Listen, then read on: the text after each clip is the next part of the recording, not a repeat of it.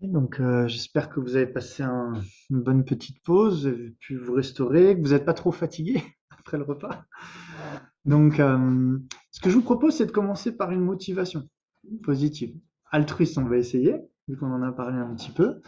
Euh, Comme ça permet aussi un petit peu d'essayer de voir comment la méditation peut nous aider à générer une bonne motivation, même si là, c'est un peu une méditation courte. Donc, je vous propose de vous asseoir dans une position confortable, avec le dos bien droit.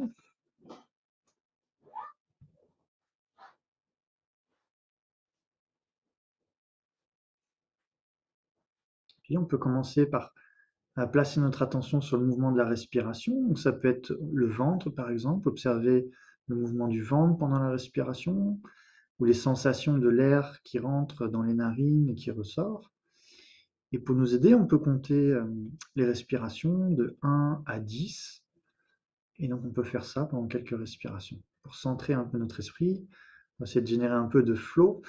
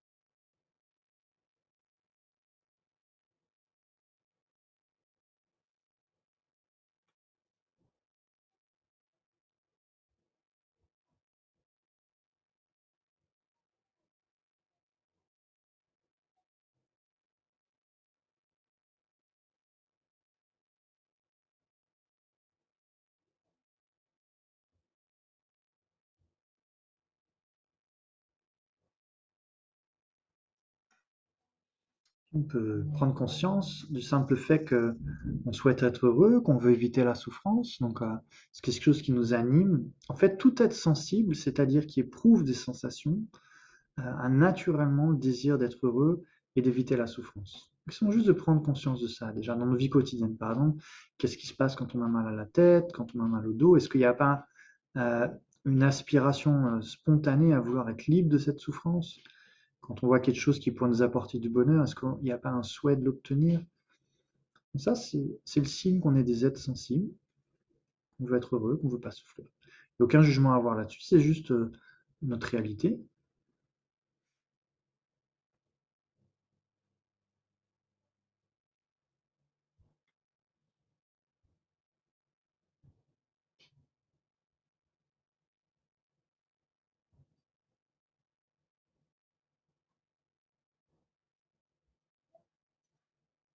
Ainsi, prendre conscience que tous les êtres qui sont avec nous, par exemple, pendant cette journée, qui sont sur place, qui sont en ligne, sont exactement comme nous, sont aussi des êtres sensibles, ils éprouvent aussi des sensations, ils aspirent tous à éviter la souffrance et à obtenir le bonheur. De ressentir cette égalité entre nous et les autres, c'est juste prendre conscience d'une réalité. C'est pas, ça n'a rien d'une croyance. Juste prendre conscience de cette réalité d'égalité entre nous et tous ces êtres, ces personnes.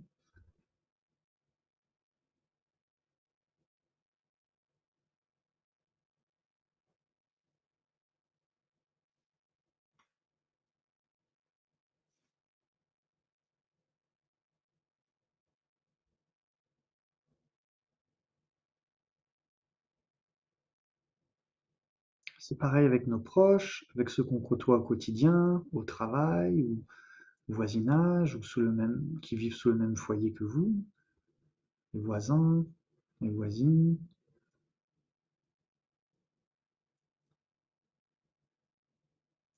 Ils sont de ressentir une égalité et du coup une certaine considération euh, pour ces êtres, pour leur importance, l'importance de leur bonheur, l'importance qu'ils évitent la souffrance. et de comprendre que c'est pareil pour tous les êtres humains, quels qu'ils soient. Et même tous les animaux, tous les insectes, tous ceux qui sont dotés de conscience et de sensations. On voit que les animaux aussi, ils n'aiment pas la souffrance. Un chien, quand il se sent menacé, il a peur. Quand il se sent aimé, il se sent euh, tranquille. Parce qu'il éprouve aussi des émotions, des sensations. C'est le signe très clair qu'il éprouve aussi ce genre de choses. Même sans avoir besoin de regarder dans le cerveau, même sans avoir besoin de le prouver scientifiquement, on peut le comprendre par ses réactions.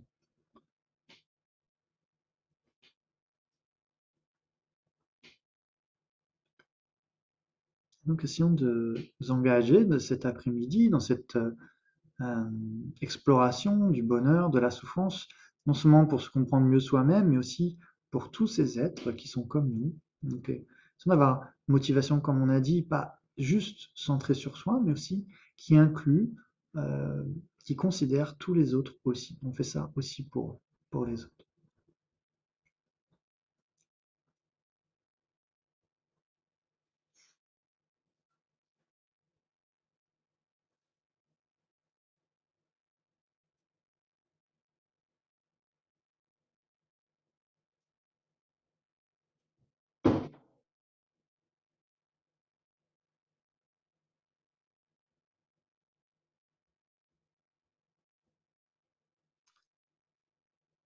Merci.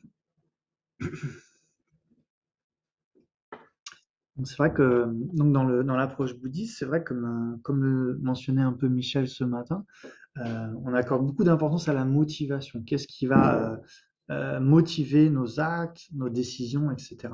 Ça va aussi déterminer le résultat que ça va avoir sur nous. Donc si on prend en considération ce qui a été apparemment analysé avec certains scientifiques, c'est que l'esprit trop égocentré, généralement, va être accompagné de plus de problèmes et de souffrances mentalement en tout cas, et même socialement, alors que l'esprit qui est plus tourné vers autrui va apporter plus de bonheur en soi et aussi socialement, dans nos relations, etc. Donc aussi pour notre environnement. Euh, du coup, c'est vraiment la motivation qui va être importante. C'est vrai que ce matin, Nicolas, qui a fait, enfin, j'ai vraiment beaucoup aimé sa présentation, il parlait du flow, par exemple, et je pense que, voilà, on avait l'exemple d'Eric qui nous disait que quand il jouait du violon, bah, il accordait beaucoup d'importance à l'effet que ça avait sur les gens, par exemple. Donc ça, c'est un exemple de pensée altruiste. Mais il disait aussi qu'il y en a qui vont faire ça, mais plus centrés sur leur ego. Et en fait, du coup, ils vont peut-être rentrer dans cette espèce d'absorption à un moment donné dans les deux cas, parce que les deux facteurs qui les motivent ont assez de force pour les faire rentrer là-dedans, mais l'effet à long terme est très différent. Dans un cas, ça va diminuer les facteurs perturbateurs, dans l'autre cas, ça va les faire augmenter. Et on sait très bien que bah, il y a des gens qui sont des virtuoses dans un domaine et qui peuvent avoir un ego terrible et qui peuvent être insupportables au quotidien et qui eux-mêmes peuvent finir très dépressifs. Donc ça les empêche pas peut-être dans certains moments d'être absorbés dans ce qu'ils font et de pendant ce temps-là peut-être d'expérimenter quelque chose d'agréable, mais sur le long terme, sur leur vie, ça ne va pas leur apporter forcément plus de paix et de bonheur. Alors que quelqu'un qui va rentrer dans ces états, mais qui a une pensée altruiste, bah, ça va influencer positivement sa vie aussi, puisque ça va développer ses capacités de compassion, etc. Et du coup, dans ce cas-là, ça peut avoir un effet plus durable sur son quotidien. C'est pour ça qu'on pense que la motivation est très importante. Et donc, dans le bouddhisme, c'est vrai qu'on va beaucoup observer ce qui se passe dans notre esprit et voir qu'est-ce qui nous motive derrière nos actes. Donc, le même acte extérieur, et peut-être même qui pourrait être mesuré dans le cerveau, avoir des effets un peu similaires temporairement, à terme, peut-être aurait des effets différents.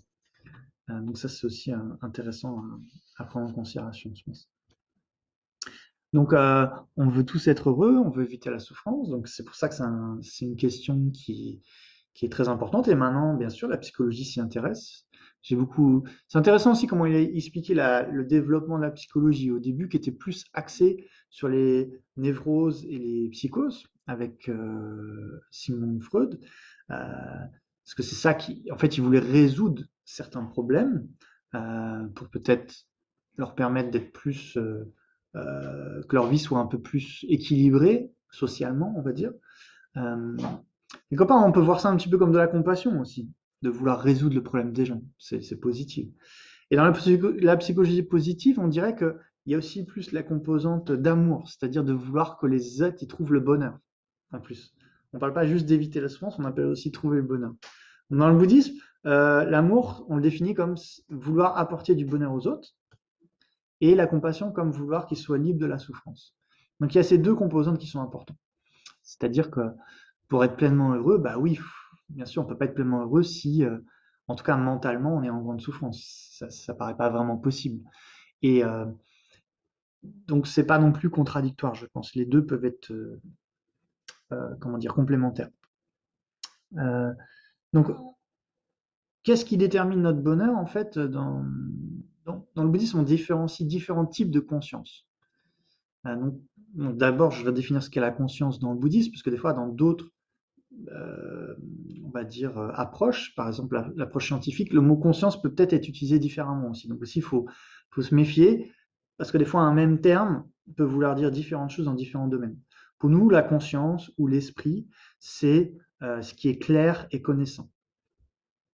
C'est notre expérience subjective, on va dire. Ça peut-être, ça c'est quelque chose de commun avec ce que la science dirait. Euh, donc clarté, par exemple, votre mental, il peut imaginer plein de choses. Il peut imaginer la tour Eiffel, par exemple. Là, si je vous demande d'imaginer la tour Eiffel, je pense que vous êtes capable d'avoir une image qui apparaît à votre mental.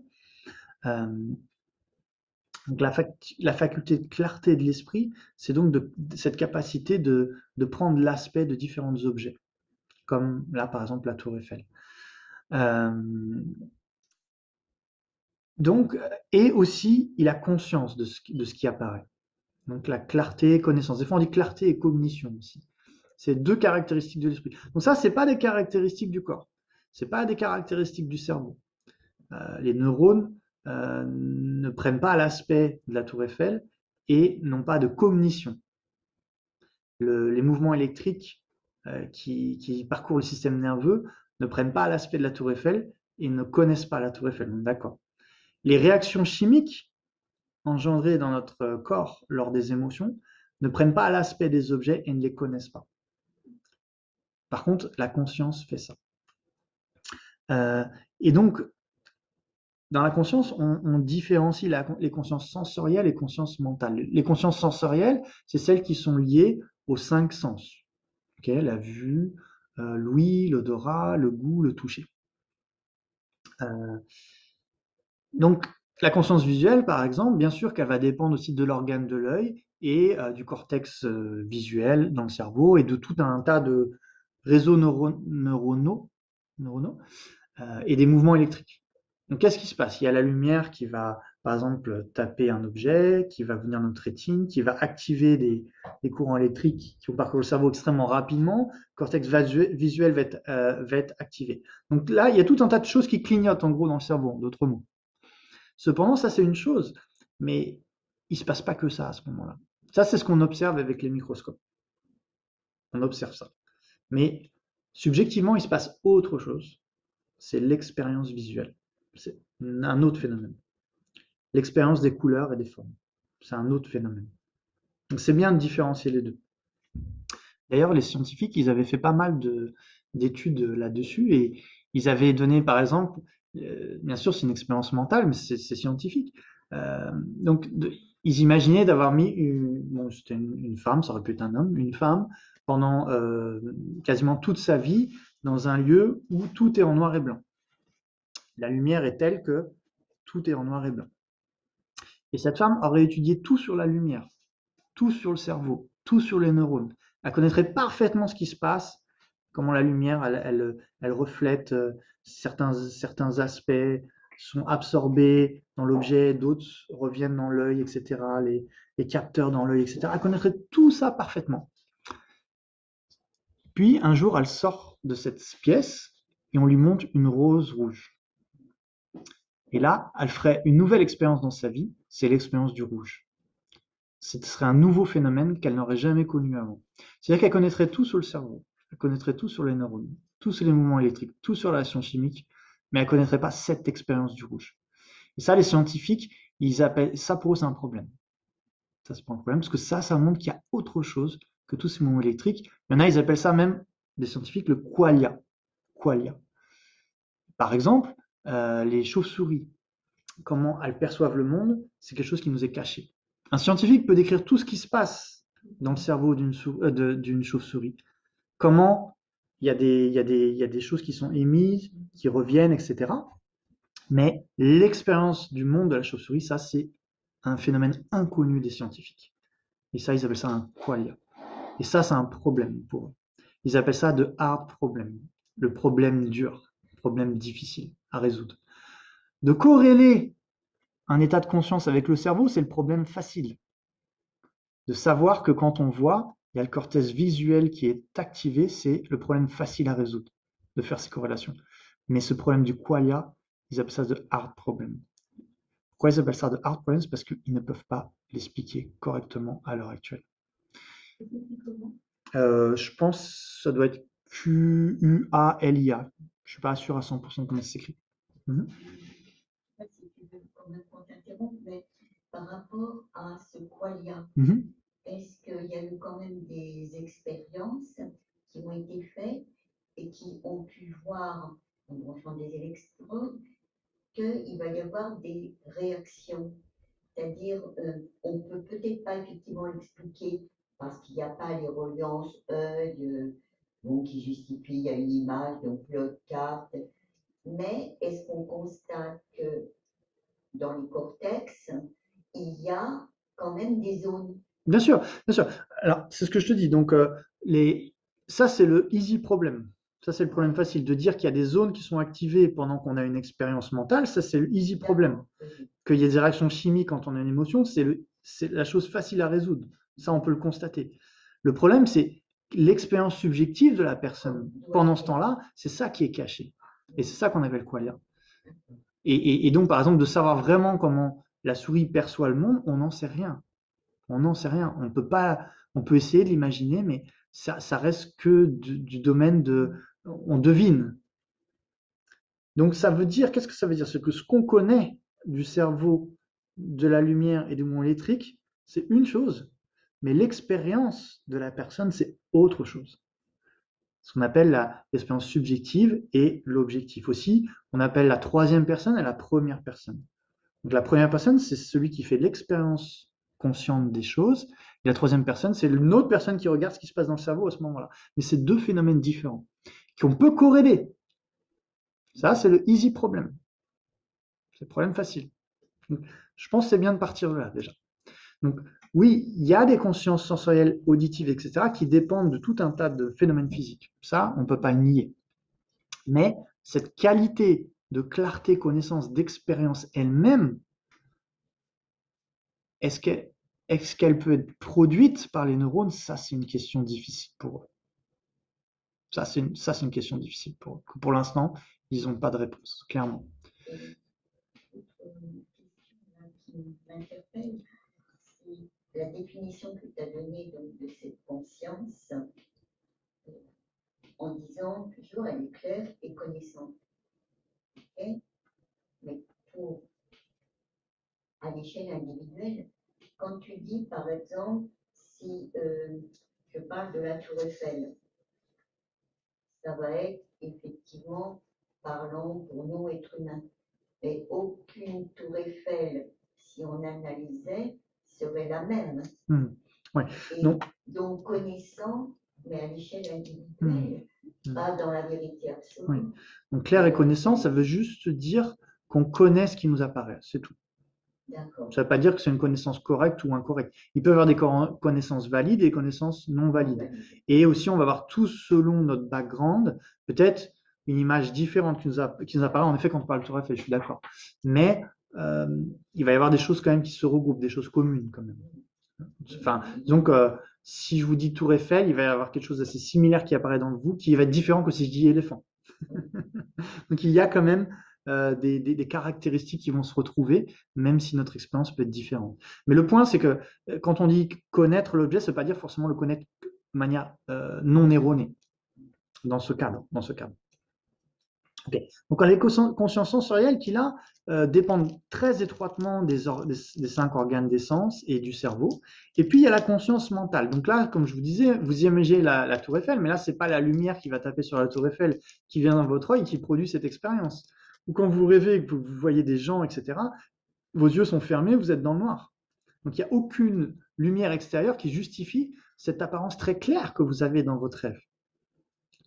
Peut-être même, vous pouvez rêver que vous êtes à la plage avec un soleil immense. Et tout ça apparaît très clairement. Et ça n'est pas produit par la lumière, ce qui est intéressant. Donc, vous voyez, ça montre le pouvoir de la conscience mentale, quand même. Et on considère qu'il y a plein de niveaux de conscience mentale. Des niveaux plus profonds, plus subtils, et d'autres plus, on va dire, accessibles. Et donc, cette conscience mentale, on pense que du point de vue bouddhiste, c'est là qu'on pense que le bonheur il est principalement déterminé, conscience mentale. Donc les consciences physiques, bien sûr, on peut avoir des plaisirs sensoriels, cependant, ça n'a pas le pouvoir de vous amener une satisfaction complète, parce que ça peut être que temporaire à chaque fois, parce que ça dépend de conditions extérieures qui changent et qu'on ne peut pas contrôler. Et même si on pouvait les contrôler, par exemple, si je vous donnais 10 kilos de votre chocolat préféré, et que vous auriez que ça à manger pendant une semaine, au bout d'un moment, vous pourriez même plus voir ce chocolat. Donc même en contrôlant cet objet de votre souhait, si vous en mangez trop, à un moment donné, ça va vous dégoûter. Donc les plaisirs des sens sont limités de ce point de vue-là. Alors que certains bonheurs du mental fonctionnent différemment. Par exemple, si on développe plus de patience, plus de compassion, plus de sagesse, proportionnellement au développement de ces facultés, proportionnellement notre bonheur augmentera et notre souffrance diminuera. C'est pour ça que là on considère que c'est une vraie cause de bonheur. Par exemple, on peut voir il y a des gens des fois qui sont malades, mais qui, pour plein de raisons, peuvent parfois se sentir bien mentalement, même si le physique ne va pas bien. Ils peuvent esquisser un sourire, ils peuvent être joyeux, par exemple, de voir quelqu'un qu'ils aiment beaucoup, ou, enfin, je sais pas, même par exemple, des personnes seules, des fois, qui sont très âgées, malades, bah, des fois, quelqu'un les visite, ça leur fait un grand plaisir, ça leur apporte une joie dans leur mental, et ils se sentent bien à ce moment-là, même si le physique est pas très bien. Et aussi, il y a des gens qui sont euh, peut-être plus naturellement altruistes, paisibles, qui peuvent se sentir bien, même sans avoir beaucoup de richesses, etc. Même sans avoir un corps extraordinaire, c'est possible. Par contre, il y a l'opposé qui est possible. Il y a des gens qui sont en une santé parfaite, même des athlètes, qui sont très riches. Par exemple, j'avais entendu il n'y a pas longtemps que Mbappé, à un moment donné, on a vu Mbappé tout à l'heure dans le flow, il a traversé une dépression incroyable. Donc il est capable d'avoir du flow quand il joue. Il est riche, il est célèbre, il a un corps en santé sûrement extraordinaire. Il est sûrement assez intelligent, je pense. Peut-être même très, je ne le connais pas. Pourtant, dépression. C'est les médias qui ont dit ça. En tout cas, oui, alors c'est les médias qui ont dit ça, c'est vrai, c'est vrai. Est-ce que c'est vrai ou pas? Faut voir. Mais en tout cas, c'est possible. C'est possible. On connaît des gens, des stars, etc., qui avaient tout et qui étaient très malheureuses, peut-être même des fois qui étaient en dépression, parfois même qui sont suicidés, etc. Donc ça, c'est des choses qui sont arrivées. Par exemple, on a notre fameux Mick Jagger qui chantait I can get no satisfaction. I try, I try. Peu importe comment il essaie, il trouve jamais la satisfaction. Donc, ça veut dire que les conditions extérieures de plaisir ne garantissent pas le bonheur intérieur. Parce que de notre point de vue, le mental, c'est l'aspect principal qui va déterminer notre niveau de bonheur et de souffrance, en fait. Donc ça, c'est ce qu'on pense au niveau du bouddhisme, mais je pense que c'est quelque chose qu'on peut analyser de manière purement scientifique. De manière non religieuse, sans foi aveugle, on peut examiner ces cas et aussi peut-être faire l'expérience nous-mêmes aussi, des fois. Alors bien sûr, ça dépend de nos niveaux de douleur physique. Il y a des choses qui sont difficiles à gérer pour nous, mais et parfois on peut avoir quand même des difficultés et arriver à les surmonter mentalement. C'est possible aussi. C'est pour ça qu'on pense dans le bouddhisme que prendre soin de notre esprit, c'est primordial. Et, et l'esprit qui est incontrôlé, en fait, c'est la source de tous les problèmes, individuels et dans le monde. Si vous regardez la grande majorité des problèmes de ce monde, si vous cherchez à la racine, vous verrez que c'est l'esprit incontrôlé. Les guerres, esprit incontrôlé. Changement climatique, esprit incontrôlé. Les disputes familiales, esprit incontrôlé. La dépression, esprit incontrôlé. La colère, esprit incontrôlé. Tout ce qui nous fait souffrir émotionnellement et dans l'environnement, les problèmes relationnels et tout ce que vous voulez, ça vient de l'esprit incontrôlé. On va essayer de déterminer ensuite c'est quoi ces facteurs intérieurs qui vont générer cette souffrance individuelle et extérieure. Et ça, on appelle ça les facteurs perturbateurs. Ou les perturbations mentales, c'est ce qui va détruire la paix de l'esprit. En fait. On a parlé aussi de... Vous voyez, beaucoup de gens disaient que le bonheur, c'était l'harmonie. Et on voyait dans le graphique qui nous montrait, ce qui était le plus récurrent pour l'harmonie, c'était quand même le mot paix. Le mot paix. C'est intéressant, hein? Je trouve ça, c'est ça que j'ai trouvé vraiment très intéressant dans ce qu'il nous dit, c'est-à-dire quand même, la grande majorité des gens, en fait, ils disent pas c'est le matériel, le bonheur. Les trois premiers qui étaient dans son schéma, c'était l'harmonie, les émotions positives et absence d'émotions négatives. Je crois que c'était les trois premiers. Ou satisfaction de la vie, je sais plus. Mais c'était exactement ce dont on parle dans le bouddhisme en réalité. Parce qu'on parle de réalité humaine et de problèmes humains. Le Bouddha, il parlait à des êtres humains et il comprenait les êtres humains. Et, et finalement, c'est intéressant de voir ces rapprochements, je trouve. Donc, il y a des facteurs perturbateurs et à l'opposé, il y a des facteurs positifs, des émotions positives. Est-ce qu'on va être décrit exactement comme dans la psychologie? Ça, pas forcément, je pense. Il peut y avoir des différences, mais il peut y avoir des similarités entre ce que nous, on va appeler facteurs positifs et ce que eux, ils vont appeler facteurs positifs. Et pareil pour le négatif. Par exemple, nous, dans les facteurs perturbateurs, il y a bien sûr la colère, dans le sens où on va être d'accord avec eux, mais on va aussi parler de l'attachement. Donc là, faut voir. Est-ce que eux, ils décriraient l'attachement comme un facteur perturbateur? Je pense, dans certains cas, sûrement oui. Dans les cas de dépendance extrême, etc., ça sûrement, ils diraient que c'est plutôt un facteur perturbateur, mais pas dans tous les cas. Pour nous, l'attachement a pour nature quand même de produire de l'insatisfaction dans notre esprit. Et donc, de ce point de vue-là, on ne le décrirait pas comme un facteur qui est source de bonheur. Et on parle aussi de l'ignorance. Donc, en fait, dans les facteurs perturbateurs, dans certains textes, on parle de 6 perturbations mentales racines et 20 qui en sont dérivées. En fait. Donc là, je ne vais pas toutes les décrire, bien sûr. Mais ça pourrait être intéressant, des fois, de faire une cartographie un petit peu de l'esprit aussi. Et on pense que l'ignorance, c'est à la racine de l'attachement et la colère et des autres perturbations mentales. Et ça, ce point-là, il est très important dans le bouddhisme. Et ça, c'est un facteur d'espoir, en fait. Pourquoi? Parce que si l'attachement et la colère étaient basés sur des perceptions correctes de la réalité, on ne pourrait pas s'en libérer. Mais si elles sont basées sur des perceptions erronées de la réalité, alors on a peut-être une chance de travailler dessus. Si par exemple, imaginez vous rentrez chez vous, il y a une corde enroulée, vous croyez que c'est un serpent, vous avez peur, votre peur, cette émotion, elle est basée sur une perception erronée de la réalité. Donc c'est un facteur cognitif, et il parlait de cognitif et d'affect. Donc là, il y a un facteur cognitif erroné qui perçoit un serpent là où il n'y en a pas, qui engendre une émotion qui est la peur. Et donc la meilleure manière de pacifier la peur, c'est pas juste de regarder ailleurs et de ne pas y penser. C'est un autre facteur cognitif qui va voir qu'il n'y a pas de serpent, qui va réaliser qu'il n'y a pas de serpent, et ça va pacifier cet affectif qui est la peur. Donc, c'est pour ça aussi pour nous que le cognitif et l'affectif sont très liés. Mais ça reste deux catégories de facteurs mentaux différents, mais qui sont liés les uns aux autres. Et donc, on pense que l'attachement et la colère sont toujours basés sur des facteurs cognitifs erronés qui peuvent être donc pacifiés par des facteurs cognitifs corrects. Donc ça donne déjà une base de la philosophie bouddhiste du bonheur, en réalité. C'est qu'il y a un problème et il y a un antidote.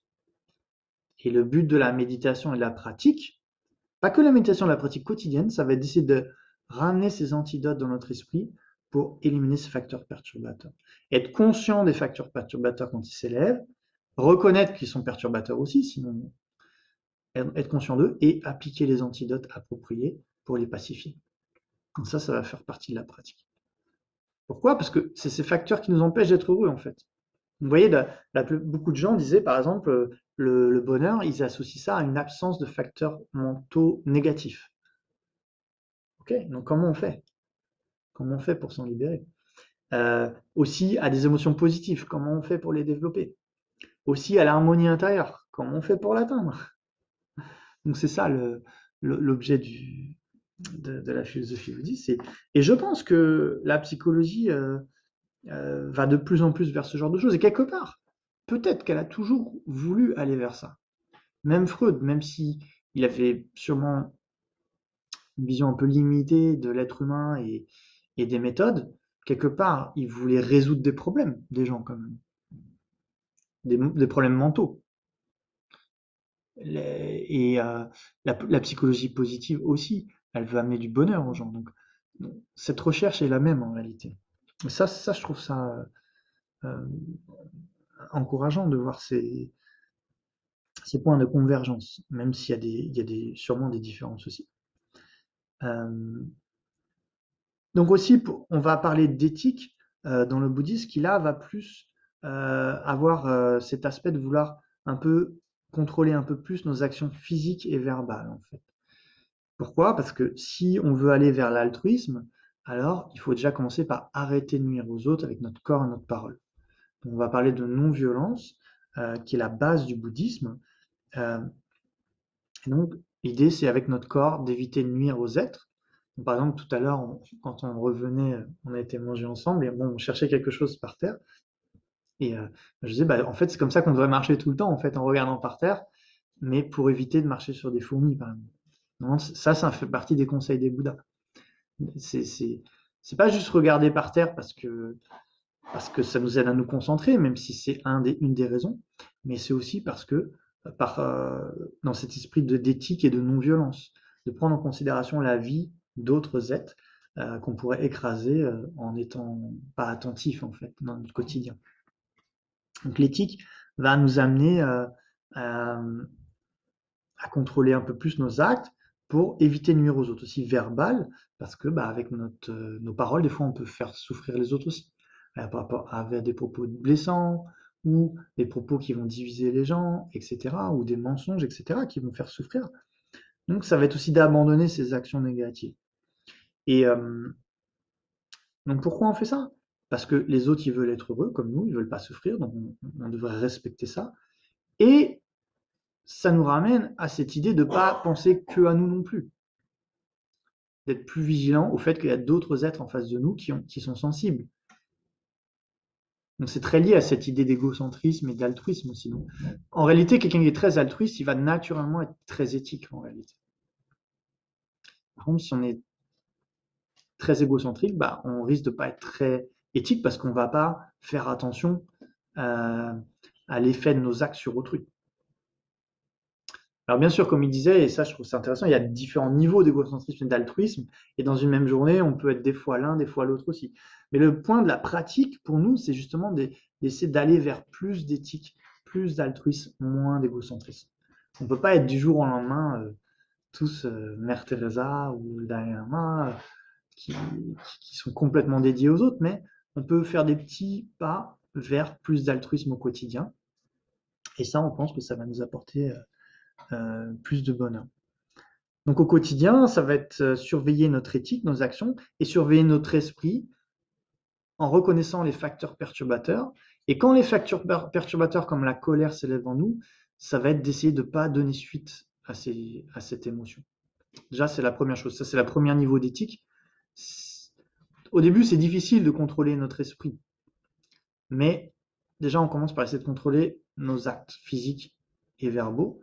Donc, quand une émotion négative s'élève, généralement, le conseil, ça va pas être de donner suite en acte. Parce que tout ce qui va sortir de nous quand on est en colère, c'est pas bon. pour les autres, c'est pas bon pour nous.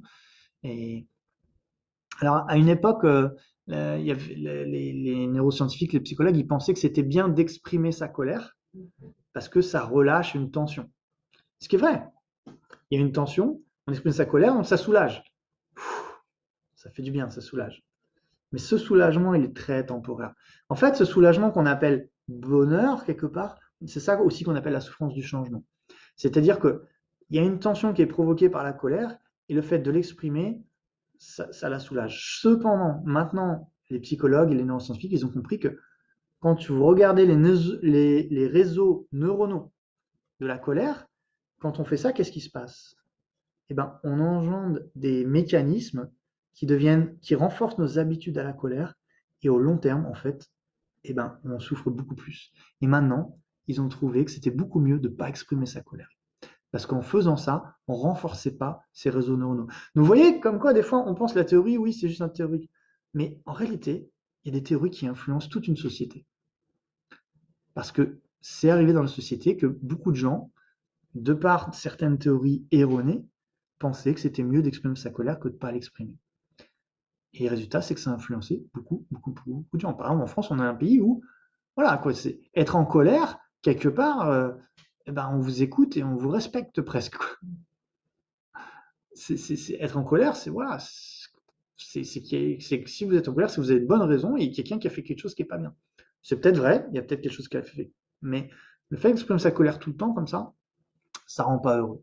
Ça rend pas heureux. Oui, mais on peut exprimer du courroux, c'est-à-dire ne pas avoir cette espèce de rideau rouge qui te tombe devant les yeux, et qui fait que tu vas dire n'importe quoi et ton excès. Tu peux aussi Alors, tu dis réagir avec courroux. Ouais. Et réagir avec courroux. Alors, ça dépend ce que tu appelles courroux. C'est vrai qu'on utilise ce mot courroux dans le bouddhisme, mais normalement, c'est fait avec un esprit de compassion et sagesse. C'est-à-dire que tu vois que dans une situation particulière, une réaction plus énergique, voire virulente, est nécessaire pour le bien des êtres. Mais c'est pas motivé par la colère. Oui, c'est ça. C'est pas motivé par la colère. C'est-à-dire la colère, enfin, alors, c'est une réaction qui est motivée par la compassion. Par la compassion et la sagesse qui voit que c'est cette réaction-là qui est la plus bénéfique. Donc c'est pas un truc incontrôlé. La colère, c'est un truc incontrôlé. C'est je suis en colère et il faut que je l'exprime, quoi. Là, on parle de quelque chose de différent. C'est-à-dire dans une situation donnée, par exemple, peut-être des parents avec leur enfant, ça fait 10 fois qu'ils ont dit un truc, l'enfant il continue. Ils ont essayé la méthode douce, de manière gentille, peut-être même, voilà, peut-être à un moment il faut qu'ils montrent un aspect un peu plus, bon maintenant ça suffit, et peut-être l'enfant il va écouter, et que s'il ne le fait pas, peut-être les conséquences sont pires. Mais idéalement, ne pas faire ça avec la colère. Idéalement. Par exemple, quand tu as un voisin qui, dans ta résidence, qui en a rien à foutre de personne, Ouais. tu vois, quelque part c'est pareil, parce qu'en fait c'est un enfant. Oui, tout à fait. Tu es obligé de réagir. Bien sûr, bien sûr. Tu lui dis, il s'en foutra toujours. Oui, il oui. C'est vrai. Mais en fait, ça revient au cœur. Non, je suis d'accord que dans la vie, des fois, la méthode douce ne fonctionne pas. Après, faut pas en abuser trop non plus du coup, parce qu'après, et aussi il faut être bien clair avec soi-même. Est-ce qu'on est dans la colère ou pas? Si on est dans la colère, il vaut quand même mieux faire attention parce que là, on renforce ce qui nous fait souffrir en réalité. Et des fois, oui, après il y a des fois. Non, il y a des situations qui sont difficiles. Je suis d'accord. Après, je dirais dans un premier temps, on fait un peu ce qu'on peut, du mieux qu'on peut. Voilà. Mais idéalement, il n'y a rien d'idéal. On peut essayer quand même de prendre conscience, là, cette émotion que j'ai suivie, est-ce qu'il n'y a pas une autre manière d'approcher la chose, quoi. Et essayer d'autres méthodes, je pense, c'est bien. Parce que sinon, après, on risque de justifier trop facilement la colère après. Parce que la colère, on la justifie toujours, hein. On a toujours des raisons d'être en colère. Personne n'est en colère pour rien. Toute personne qui est en colère, on va dire pourquoi tu es en colère, elle va donner des raisons. Le point, c'est pas forcément les raisons, c'est est-ce que c'est la bonne méthode? Est-ce que c'est le bon état d'esprit? Est-ce que c'est ça qui apporte plus de bien-être à soi-même et aux autres?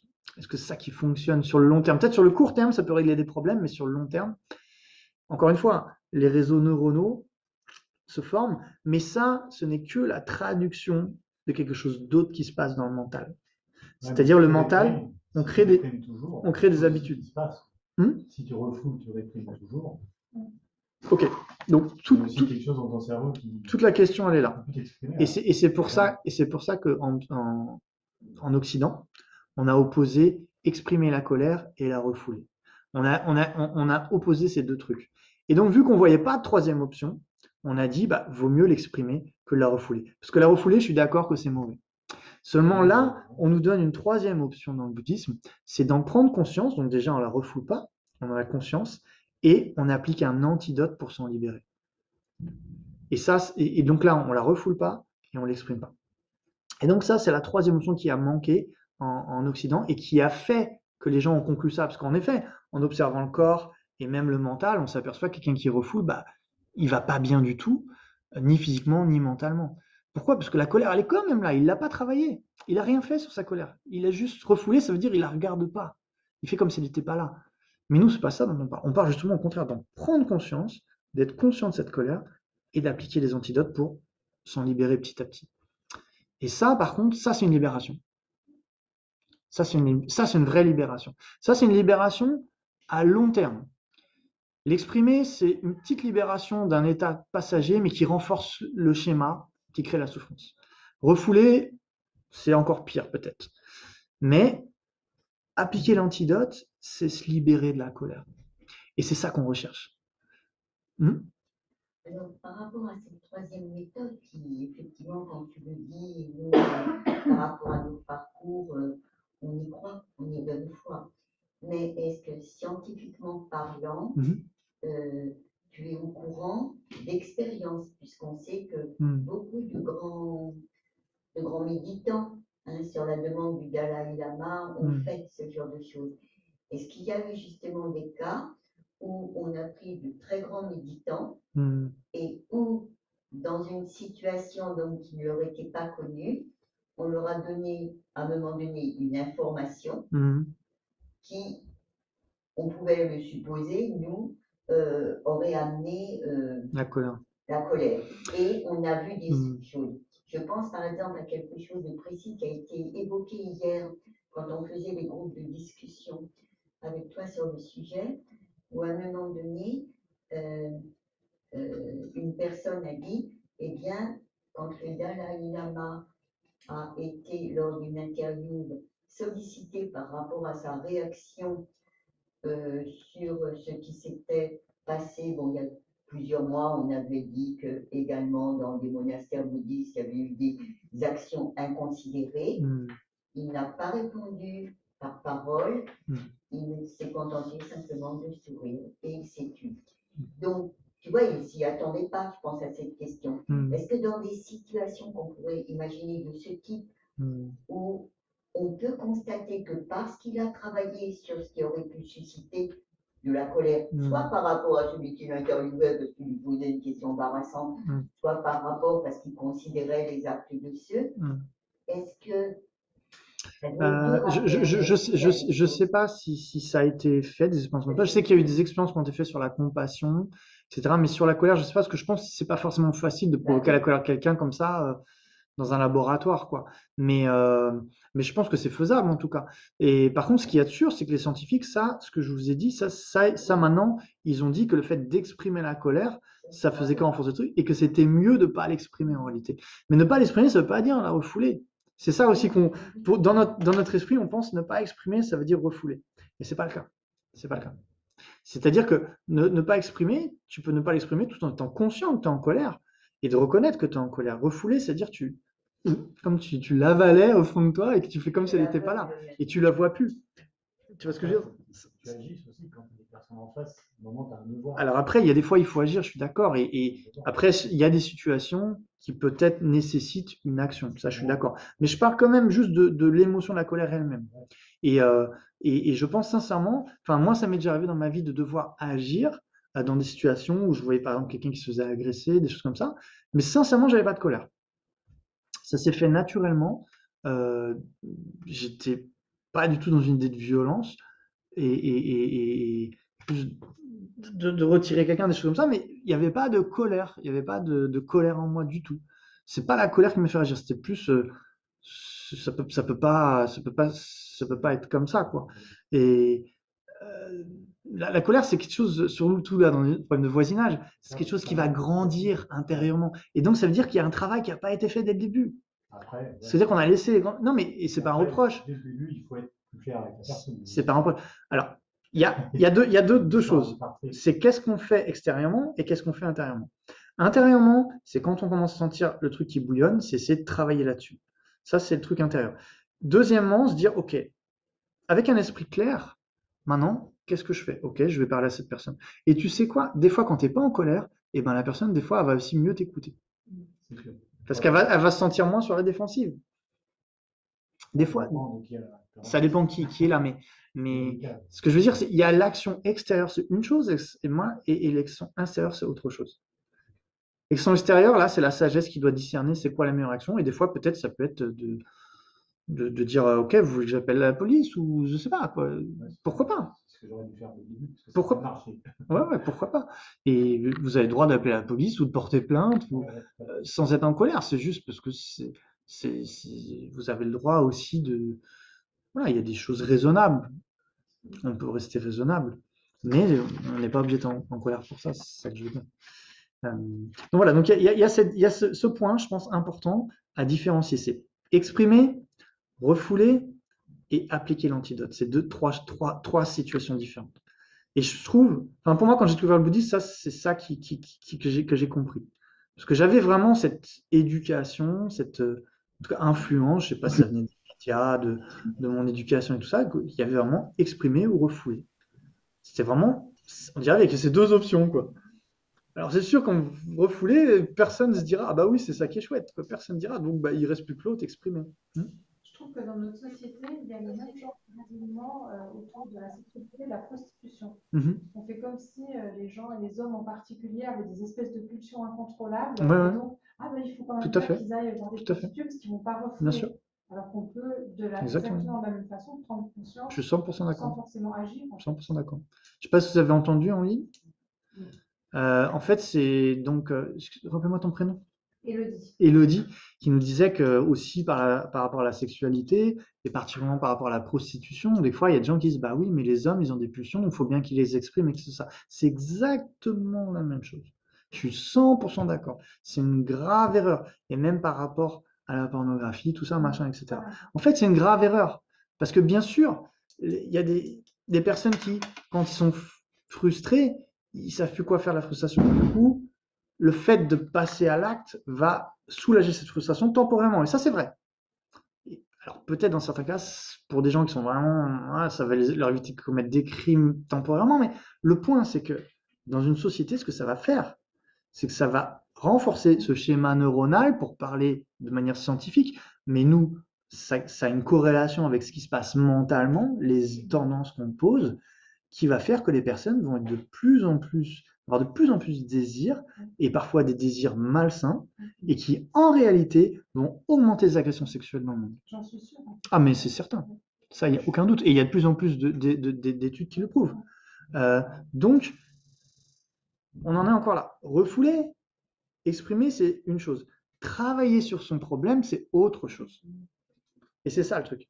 Donc, à travers l'éducation, les enfants, comprendre la colère, comprendre qu'il y a des choses, voilà, le rapport aux femmes, rapport à tout ça, rapport au plaisir aussi.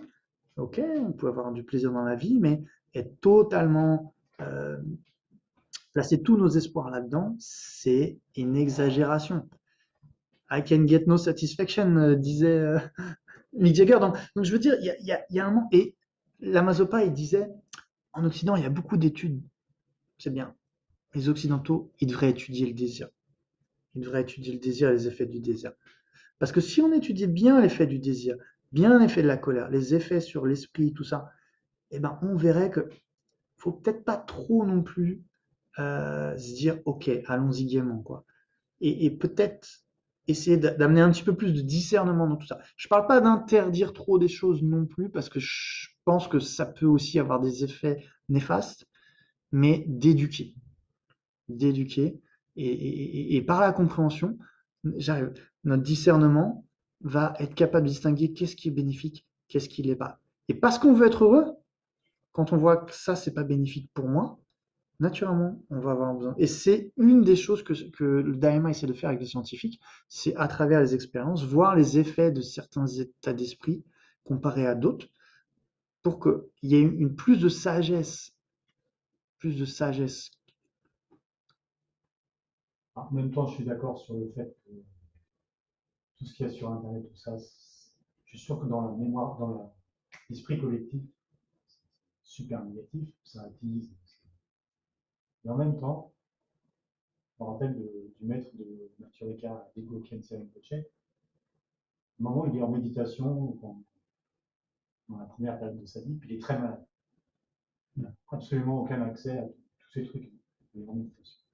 Et ces médecins lui donnent comme remède, trouve une femme. Alors, c'est pas ces médecins qui ont dit trouver une femme, c'est ces maîtres, je crois. Oui, oui, d'accord. Tout enfant Ouais. peut-être de sa mère ou je sais pas quoi. Ouais. Après, oui, c'est vrai pour Diego Rinpoche, il y a une histoire comme ça, mais après, on ne connaît pas tous les tenants bouddhistes non plus. Et aussi, on lui a pas dit d'aller voir une prostituée quand même, c'est pas pareil. Non, mais je veux dire, c'est du phénomène positif. Oui. Non, mais après, je dis pas que voilà, les gens, il peut y avoir quelque chose de constructif dans les relations entre les gens. Mais là, on parlait d'autre chose. Là, on parlait d'autre chose. Diego Rinpoche, il a eu une femme, il a eu une relation saine et avec. Là, on parlait d'autre chose. On parlait de. Rinpoche, il a pareil. Oui, mais on parle pas de. Là, on parlait pas de ça quand même. Oui, je suis d'accord là-dessus. On parlait pas de ça. Prendre une femme, c'est pas prendre prostituée. Hein? Je dis prendre une femme, c'est pas prendre une prostituée. Oui, non, mais c'est pas le même rapport. C'est qu'un aspect.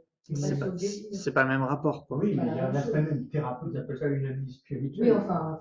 Même thérapeute. Oui, après, il y a aussi des maîtres il y a des maîtres aussi qui n'ont pas eu de femmes et pour qui ça s'est bien passé aussi.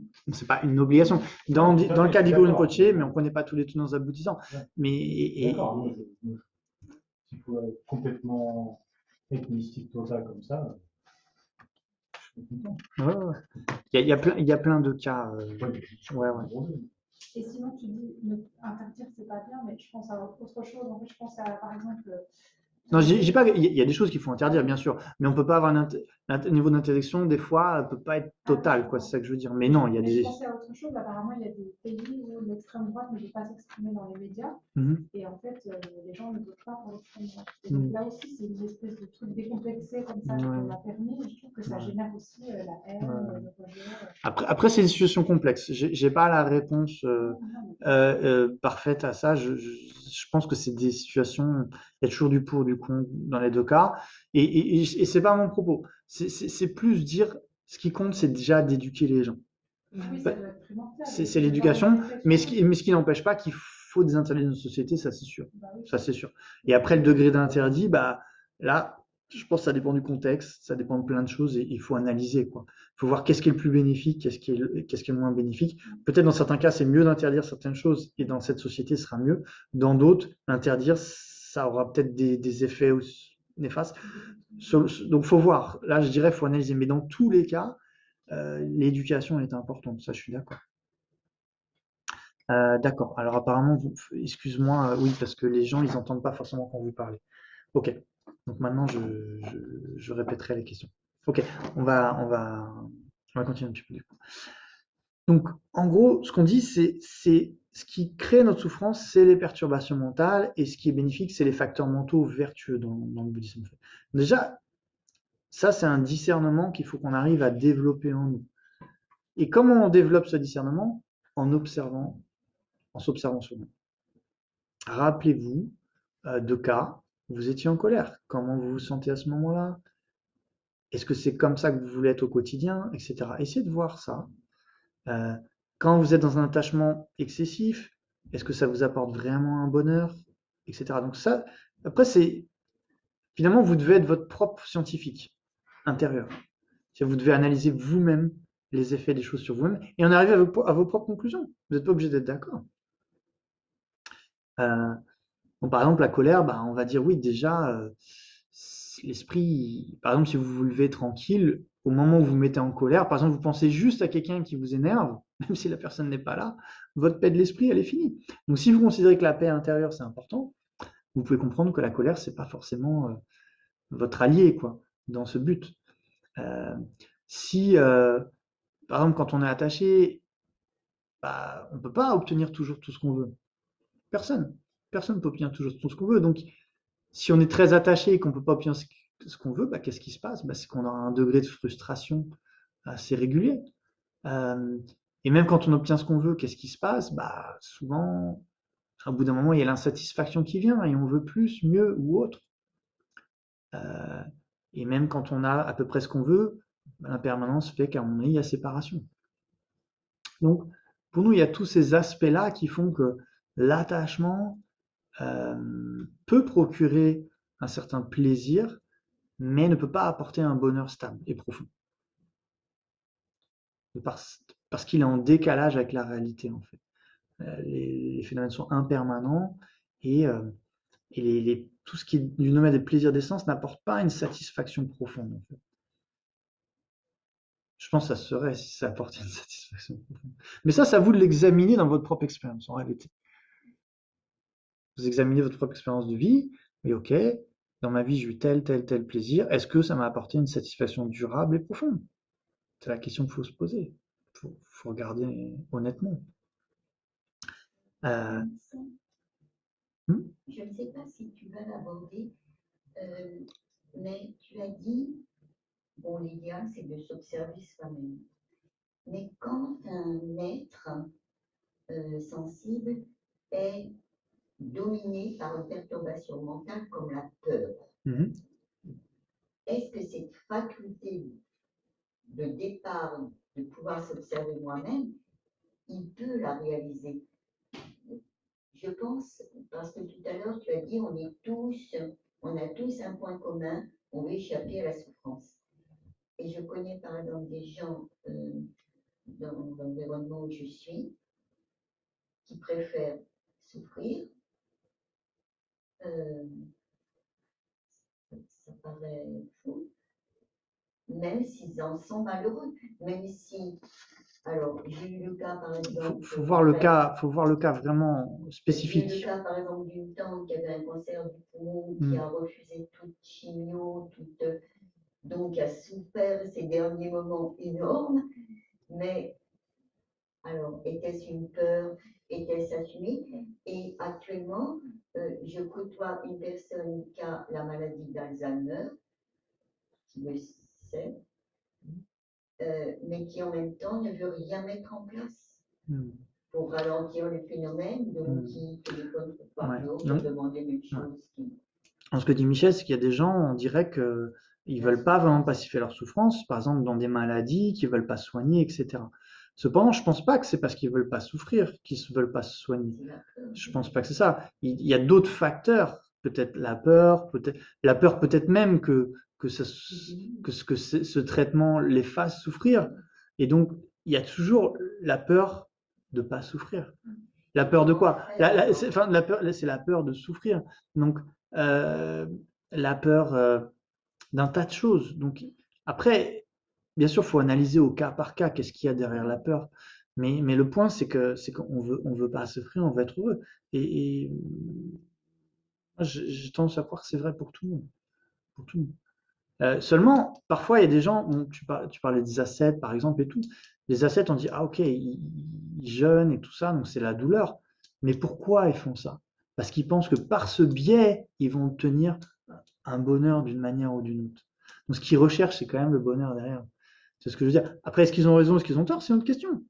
Il y a des gens aussi, ils font tout un tas de choses pour éviter la souffrance. Par exemple, quelqu'un qui prend de la drogue, etc. Des fois, c'est juste pour sortir de ses problèmes, pour oublier ses problèmes. Et ça marche pour quelques secondes. Cependant, le schéma intérieur fait que ça souffre encore plus. Et quand la souffrance revient, bah, il voit plus qu'une option, c'est ça. Il sait que c'est pas bon pour lui, mais il cherche ce moment de soulagement. Donc, mais du coup, il s'y attache. Et du coup, ça renforce le problème. Donc, je veux dire, bien sûr, des fois, il y a des schémas où les gens se font créer leur propre souffrance alors qu'ils veulent être heureux. Mais ça ne veut pas dire qu'ils ne veulent pas être heureux, qu'ils ne veulent pas souffrir. C'est pas parce que quelqu'un nous, extérieurement, on voit qu'il crée sa propre souffrance, ça veut pas dire que cette personne veut souffrir. C'est ça qu'il faut réaliser. C'est pas parce que quelqu'un... enfin, c'est ça que je veux dire. C'est pas parce qu'on a l'impression que quelqu'un il fait pas ce qu'il faut pour arrêter de souffrir que cette personne veut souffrir. C'est pas forcément le cas. Mais ça fait comme au tennis, quoi. Il y a la balle, mais la balle, elle revient. Donc, pour celui qui pratique la générosité ou l'altruisme, il va observer que devant cette attitude de l'autre, qui peut comprendre, il a peur, lui, du coup, il souffre. Est-ce que pour travailler sur sa souffrance et que sa souffrance ne devienne pas une souffrance supplémentaire parce que l'autre est là, c'est sur l'attachement. Donc Michel a dit oui, d'accord. Et celui qui est dans l'altruisme et qui veut aider cette personne et qui voit que cette personne ne s'aide pas elle-même, donc elle souffre et cette souffrance même ressurgit chaud. Ça, je suis tout à fait d'accord. Donc oui, on doit travailler sur nous-mêmes là-dessus, sur l'acceptation que on ne peut pas contrôler l'autre, que l'autre, il est dans des schémas qu'il ne contrôle pas non plus, et que des fois, une des manières d'aider l'autre, c'est de lâcher prise un peu, et l'autre, du coup, il a plus d'espace, et peut-être on peut lui apporter quand même quelque chose d'autre, pas forcément ce que nous, on aurait voulu lui apporter, mais lui apporter autre chose, tout en acceptant sa souffrance, parfois même d'avoir à quel point l'autre se fait souffrir lui-même, et des fois c'est insupportable quelque part, mais d'accepter que il y a beaucoup de gens comme ça dans ce monde, malheureusement. Pour nous, encore une fois, ce qui nous fait souffrir, c'est les perturbations mentales. Donc ça, c'est nous qui nous faisons souffrir en réalité. Et nous-mêmes, on se fait souffrir avec nos perturbations mentales, et on peut voir nous-mêmes comment c'est pas facile de sortir des perturbations mentales et de certains schémas. C'est pareil pour l'autre. Il a aussi ses schémas, il a aussi ses perturbations mentales. Il dépend de plein de conditions. Une fois pensez à ça, la personne dépend plein de son histoire, de son conditionnement, etc. Et elle n'a pas le contrôle. Parce que nous, on a l'impression que, tu vois, comme tu disais, elle veut pas sortir de souffrance. Ça, c'est parce que on a un sentiment que l'autre, il a un contrôle de tout ça. Et en fait, c'est pas le cas. Il est sous le contrôle d'un mécanisme qui est plus fort que lui. Et quand tu réalises ça, ce qui vient, c'est la compassion et l'acceptation. Et du coup, t'es plus dans le même sentiment de frustration parce que les choses, et pour moi aussi, je le ressens des fois, hein, on voudrait que les choses soient autrement. Et la réalité, c'est qu'elles sont pas autrement, elles sont comme ça. Elles sont comme ça. Il y a une réalité physique, mais aussi une réalité psychologique qui peut des fois être très complexe et des fois, il faut accepter que c'est tellement complexe qu'on on peut pas résoudre comme ça les choses. Nous, même si on se dit, en fait, il suffirait de faire ci, il suffirait de faire ça, mais en fait, c'est pas si simple pour la personne. Et donc, il faut accepter cette complexité de l'être humain, je pense, et de ces mécanismes qui sont souvent inconscients, pour lâcher prise un petit peu, générer un autre type de compassion qui n'est pas une compassion qui veut presque imposer une solution à l'autre, mais accompagner l'autre tel qu'il est, de là où il est. Et on parlait d'acceptation de soi, mais en même temps désir de se développer, on a parlé de ça, mais il faut faire aussi pareil avec l'autre. Acceptation de l'autre sous toutes ses facettes, on va dire, et à partir de là, de voir, ok, de manière réaliste, qu'est-ce que je peux faire? De là où c'est, qu'est-ce que je peux faire? Et peut-être ce qu'on peut faire, c'est pas grand-chose. D'ailleurs, Padmasambhava, on dit, Padmasambhava, il disait, ma vue est vaste, mais les actions que je sème dans le samsara sont telles des grains de farine. Je trouve que c'est très fort, ça. Et quand on réalise ça, que nous, on est une condition parmi plein d'autres, plein d'autres, alors on reste une condition, donc on essaie de faire notre mieux, mais c'est pas entre nos mains. Tout est pas entre nos mains, en fait. Ça, c'est la réalité. C'est la réalité. Vous voyez, c'est aussi ça. Donc le bouddhisme, il y a la non-violence et l'interdépendance, la vue de l'interdépendance. Et cette vue de l'interdépendance nous aide à pacifier un tas de perturbations qui vont nous faire souffrir. Donc ça c'est une approche aussi plus du domaine de la sagesse pour accepter les choses telles qu'elles sont. Et quand même, accepter encore ne veut pas dire forcément qu'on ne veut pas agir, qu'on ne veut rien faire. Et donc, quelle est la racine des perturbations mentales qui nous fait souffrir? Donc là, on en vient un petit peu au thème du jour. Aussi, en plus du bonheur, c'est à la racine de tout ça, la saisie du soi et l'égocentrisme. Saisie du soi et égocentrisme. Saisie du soi, c'est plus un problème cognitif. Et l'égocentrisme, c'est plus une attitude. C'est plus une attitude. Il y en a un, c'est plus une cognition erronée du soi, et l'autre, c'est une attitude vis-à-vis du soi. C'est deux choses différentes. La cognition erronée vis-à-vis du soi, c'est d'exagérer comment le soi existe. Par exemple, de penser que le soi a une forme d'autonomie, indépendance. Et là, c'est ce qui nous arrive aussi quand on ressent ce que tu ressens, et ce que moi je ressens aussi des fois, vis-à-vis de gens que j'essaye d'aider, c'est ce sentiment que, comme si la personne, elle avait quand même un soi qui avait une forme d'autonomie par rapport à son corps et son esprit. Alors qu'en fait, le soi, il est conditionné par tout un tas de choses. C'est un phénomène dépendant. C'est pas un phénomène autonome et indépendant. Et donc, ça, c'est une forme de saisie du soi déjà, qu'on a vis-à-vis de nous-mêmes, vis-à-vis des autres, qui va nous amener à vouloir contrôler les choses qui ne sont pas vraiment dans notre domaine. Et ça crée énormément de frustration. La frustration, qu'est-ce que ça engendre? La colère. Donc il y a la saisie du soi, ça aussi ajoute de l'attachement à plein de niveaux et de la colère. Il y a aussi d'autres niveaux de saisie du soi plus subtils. Et l'autre, c'est l'égocentrisme qui va considérer le je comme plus important que les autres. Donc ça, c'est plus une attitude égocentrée. Donc on va penser que mon bonheur, ok, il est important, mais il est plus important que le bonheur de tous les autres. Ça, c'est un autre problème. Donc, on pense derrière toutes les perturbations mentales, il y a ces deux problèmes. Et donc, les antidotes, du coup, ça va être la sagesse qui réalise comment le soi existe, comment les choses existent aussi, et l'altruisme. C'est les deux attitudes essentielles dans le bouddhisme qu'on considère afin de pouvoir créer un bonheur plus profond, plus stable, etc. Pour nous-mêmes, mais aussi pour les autres. Pour les autres aussi.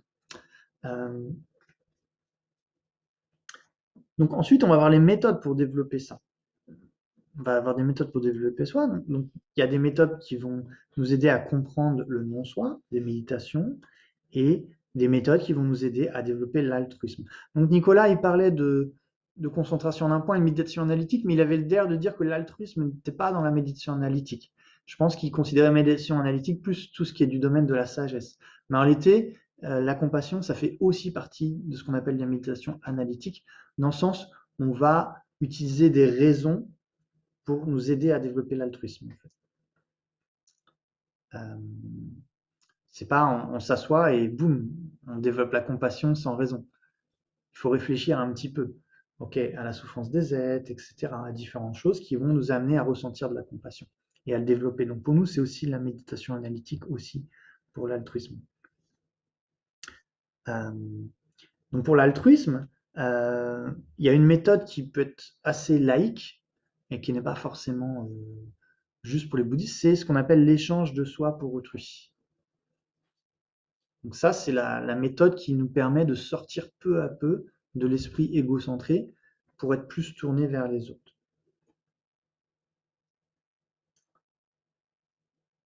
Et donc, le premier point, c'est l'égalité de soi avec autrui. Donc c'est ce que j'essaie de... On a médité un tout petit peu au début de la session là-dessus. Donc là, ça veut dire quoi méditer déjà dans un premier temps? Méditer, ça veut dire familiariser son esprit avec des choses vertueuses, on va dire. C'est pour ça que, en fait, théoriquement, méditer, c'est pas forcément que quand on est assis. Ça peut être aussi au quotidien. À partir du moment où on essaye de garder présent à l'esprit des choses positives, alors, quelque part, on peut appeler ça de la méditation. On appellera ça peut-être plus de la pleine conscience, du coup, en dehors de la méditation. On peut être pleinement conscient de l'altruisme, on peut être pleinement conscient de la sagesse, pour essayer de les intégrer un peu plus dans notre système, en fait. Donc, on a vu, par exemple, les scientifiques, ils ont prouvé que quand on génère des nouveaux schémas mentaux, donc il y a la plasticité du cerveau qui est corrélée à ce qu'on fait avec notre esprit, hein. Donc, on crée des nouveaux schémas. Et à force de refaire ces schémas, à un moment donné, ils peuvent devenir automatiques. Donc ça, c'est ce qu'on appelle la familiarisation. Et c'est ça que la méditation essaie de faire. Donc nous, bien sûr, ça, c'est des choses qui ont été décrites à partir de l'expérience des méditants. C'est-à-dire qu'ils ont vu dans leur esprit qu'en se familiarisant avec quelque chose, les choses devenaient de plus en plus faciles. Et ça, même sans connaître la neuroscience, on peut le voir dans notre vie. Par exemple, quand vous étiez enfant, vous avez essayé d'apprendre l'alphabet. Au début, c'était très difficile, l'étape de multiplication, etc. Puis au bout d'un moment, c'est quelque chose qui est devenu spontané, à force de répétition. C'est juste un fait d'expérience, on peut le voir dans notre propre expérience. Donc bien sûr, tout ça, ça se traduit aussi au niveau des neurones, et donc ça rajoute une preuve au fait que quand l'esprit devient plus familier avec quelque chose, ça devient de plus en plus facile, en fait. Donc qu'est-ce que ça veut dire? Ça veut dire que, ok, acceptation de soi, c'est dire reconnaître ce qu'on est maintenant. Donc si on reconnaît qu'on a un certain niveau d'égoïsme, on va dire, allez, on a 60% d'égoïsme, 40% d'altruisme dans notre vie, on va dire. Peut-être, ça peut varier, ça peut être même 80%, 20%, 90%, 10%, même 99% d'égoïsme et 1% d'altruisme. C'est possible. Ok, c'est pas grave. C'est ok. Maintenant, votre but, ça veut dire que vous avez une marge de progression extraordinaire, donc il y a plein d'espoir. Ça veut dire que là, le niveau de vie que vous avez, il peut s'améliorer 100 fois mieux. C'est ça la bonne nouvelle. Vous pouvez passer de 1 à 2 par la familiarisation, puis à 3, puis à 3,1, 3,2, peu importe la progression. Le point, c'est que pas à pas, c'est possible que quelqu'un d'égoïste devienne de plus en plus altruiste. Et du point de vue de bouddhisme, on peut tous devenir extrêmement altruistes. Pareil pour la compréhension de la réalité, du non-soi. On peut être très ignorant par rapport à ça, puis petit à petit comprendre un peu plus les choses.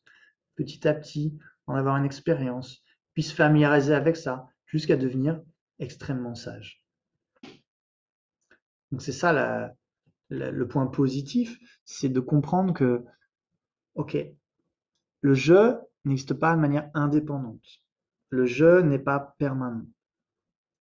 L'esprit n'existe pas de manière indépendante. Il n'est pas permanent. Ça veut dire qu'il dépend de causes et conditions. Donc, si on renie des causes et conditions spécifiques, on aura des effets de type similaire. Donc, si on s'entraîne à l'altruisme et à la sagesse, encore et encore, alors on aura nécessairement de plus en plus d'altruisme et de sagesse. C'est la logique. Vous êtes d'accord que c'est logique ou pas? Donc c'est ça qui compte, c'est que c'est logique et on peut le comprendre, vous voyez. C'est ça pour ça on dit l'être humain, il a une chance incroyable, il est capable de comprendre des choses qui sont tellement importantes dans la vie en fait. Et là on ne parle pas de comprendre tout ce qui s'est passé au niveau du Big Bang, tout ce qui se passe au niveau moléculaire et tout, ce qui peut être intéressant des fois et même utile. Je ne dis pas le contraire. Là on parle de choses qui nous sont accessibles quand même. Il y a Marie qui lève la main. Oui, apparemment, j'ai pas bien compris ce qu'était la cognition erronée vis-à-vis du soi. Je vais en reparler. C'est une très bonne question. Je vais en reparler. Là, j'étais plus sur l'altruisme. Si soit j'en ai un tout petit peu parlé, tu sais, quand j'ai parlé du fait de penser que le soi, il est indépendant, des choses comme ça. Comme si le soi, il décidait tout de manière indépendante. Par exemple, je décide d'être en colère ou de pas être en colère. Par exemple. Est-ce que tu penses, Marie, que tu décides d'être en colère ou pas? Non, je choisis pas certaines émotions. Exactement. Tu choisis pas à tout moment quelle émotion tu vas avoir. C'est pas comme si tu étais au restaurant, tu ouvres le menu et tu dis tiens, qu'est-ce que je vais prendre, qu'est-ce que je vais faire maintenant? Je vais prendre quelle émotion? C'est pas comme ça, tu es d'accord? Mm. Donc c'est-à-dire que tu as des tendances, on a des tendances qui viennent du passé, on a un conditionnement, on rencontre des situations qui activent une réaction en nous qui va générer une émotion particulière. Ok? Donc il n'y a pas un jeu autonome indépendant dans ce processus.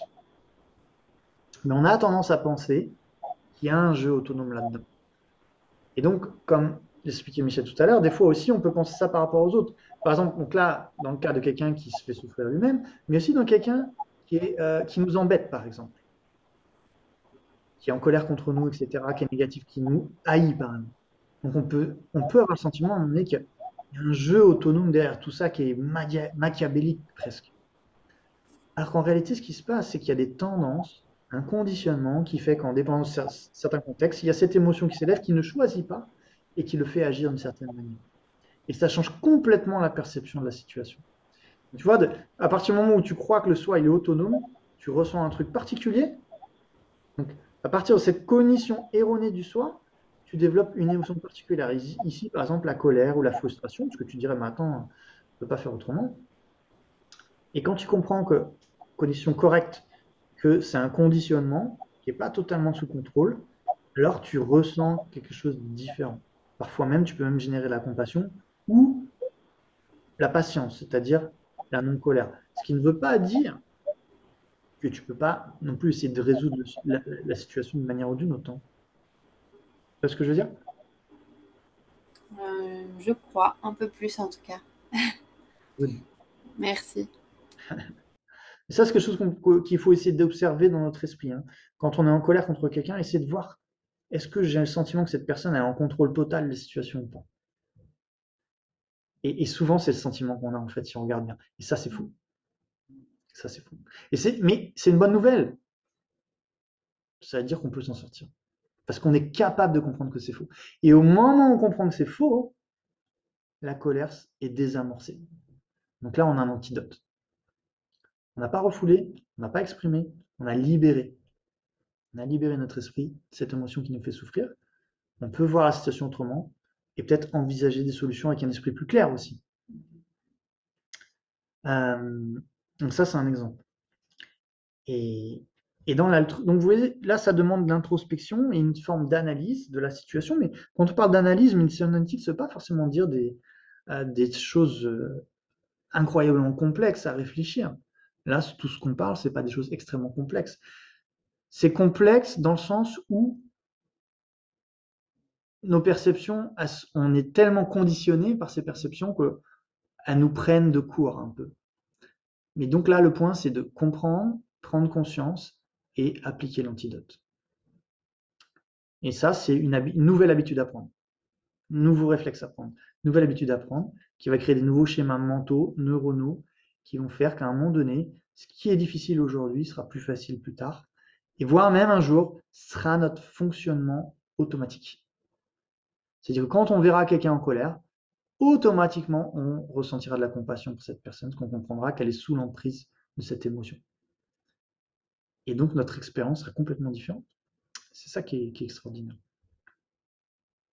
Et donc pour l'altruisme, donc là c'est une autre manière de travailler sur le soi. Le premier c'était plus d'un point de vue cognitif, là c'est plus de l'attitude qui est trop tournée vers moi et pas assez vers l'autre. D'abord essayer d'égaliser en comprenant que les autres sont comme nous, on médite sur le fait qu'ils sont comme nous, dans leurs êtres heureux, de ne pas souffrir. Ils ont aussi un sentiment subjectif de je, ils me voient comme l'autre, etc. Essayer de comprendre un peu plus l'autre en réalité à ce niveau-là. Et ça va déjà nous faire avoir plus de considération pour les autres. Rien qu'avec ça, déjà, on sera plus altruiste. Et c'est une méditation assez simple en fait, hein, et quelque chose qu'on peut se rappeler au quotidien. Je veux dire, il n'y a pas besoin d'être dans une grotte pour penser à ça. On peut être dans le métro et penser, tout d'un coup se rappeler, hey, tous ces gens qui sont autour de moi, c'est pas juste des, comment dire, comment t'appelles ça dans les films, t'as l'acteur principal et t'as des figurants. C'est pas juste des figurants, c'est des êtres à part entière. Et rien que ça génère un peu plus d'altruisme. Tu disais que ce n'était pas une méthode spécifiquement bouddhiste, l'échange de soi pour autrui, ça veut dire que ça a été formalisé dans un contexte spécial ou... Non, alors quand je dis alors la question c'est, Elodie dit que je disais que l'échange de soi pour autrui, c'est pas forcément bouddhiste. Donc tu disais, mais est-ce que ça a été formalisé dans d'autres contextes? Non, ça je sais pas, je sais pas s'ils ont été là-dedans encore, même s'il y a eu quand même pas mal de choses qui ont été faites aux États-Unis sur les méditants et donc sur l'altruisme aussi. Mais après, je sais pas trop le détail dessus. Je sais qu'ils ont fait des expériences sur l'altruisme, par exemple même avec, je pense avec Mathieu Ricard et d'autres méditants, et qui montraient leur réaction à des images, par exemple, comment ils pouvaient générer la compassion, etc. Il y a eu pas mal de choses qui ont été faites qui ont montré que les méditants qui avaient médité pendant un moment, en effet, avaient plus de compassion que la moyenne et aussi plus de bonheur, parce qu'il y a aussi des zones qui s'activent dans le cerveau. Donc il y a eu pas mal de choses qui ont été faites là-dessus. Maintenant, sur la méthode en détail, ça, je ne sais pas s'ils ont été là-dessus. Ce que je voulais dire dans l'échange de soi avec autrui, c'était que ça peut être utilisable en dehors du bouddhisme, parce que on n'est pas obligé. Il y a des aspects de cette méthode où on peut l'utiliser sans croire à l'incarnation et sans croire au karma, etc. Tu vois, l'égalité de soi pour autrui, tu vois, c'est pas religieux. Je pense qu'il n'y a personne qui peut contester ce fait, qu'on veut tous être heureux, on ne veut pas souffrir. Et donc, du coup, c'est une méthode qui est accessible à tous. Par contre, si je dis, il y a une autre méthode qui dit tous les êtres ont été nommaires parce qu'on a eu des vies sans commencement et d'innombrables renaissances, et donc tous les êtres sont nommaires d'innombrables fois, c'est pas quelque chose qu'on peut. Tu vois, c'est dans ce sens-là que je voulais dire. Est-ce qu'on peut considérer que, par exemple, dans la religion chrétienne, effectivement, c'est même dogmatique, l'échange de soi et d'autrui, dans la crucifixion, c'est-à-dire que le Christ. La crucifixion, ouais. Alors qu'effectivement, comme tu dis, la notion de mère pas beaucoup. Alors c'est vrai que dans la religion chrétienne, donc ce que tu disais par rapport au Christ, c'est vrai que ça fait penser un petit peu à l'attitude d'échange de soi pour autrui, où tu prends ton Glen, ce qu'on appelle, où tu prends la souffrance des autres, ça fait vraiment penser à ça. Mais de toute façon, c'est clair que Jésus-Christ, enfin, c'est quand même je sais pas comment dire, mais une incarnation de la compassion incroyable, parce qu'en plus à son époque, donc ça c'est sûr. Mais ça reste du domaine religieux. Donc là, ce que je parle, c'est de méthodes qui sont accessibles à tous. Là, la crucifixion, je pense, c'est un peu difficile quand même de demander ce niveau de compassion aux gens. Par contre, s'entraîner, mais non, mais c'est infiniment respectable. C'est pas ça que je veux dire, mais c'est un niveau de compassion très, très, très, très avancé. Je pense que ça se voit dans des situations historiques où quelquefois, pour pas qu'un tel, je pense pendant la Deuxième Guerre mondiale, pour pas que l'enfant soit pris de père, ou des fois on va se dénoncer faussement pour pas que. Non, bien sûr. Il y a des cas, il y a des cas dans différentes situations où les gens se sacrifient pour d'autres, ça c'est clair. Mais on ne nous enseigne pas les méthodes. Là, on parle de faits qui sont inspirants. Donc aussi, l'inspiration peut nous aider à aller vers l'altruisme aussi, c'est vrai. Mais là, moi, je parle d'une méthode qu'on peut tous pratiquer au quotidien. On n'a pas déjà l'occasion de se sacrifier comme ça. Quoique, au quotidien, bien sûr, on peut faire passer le bonheur des autres avant le nôtre.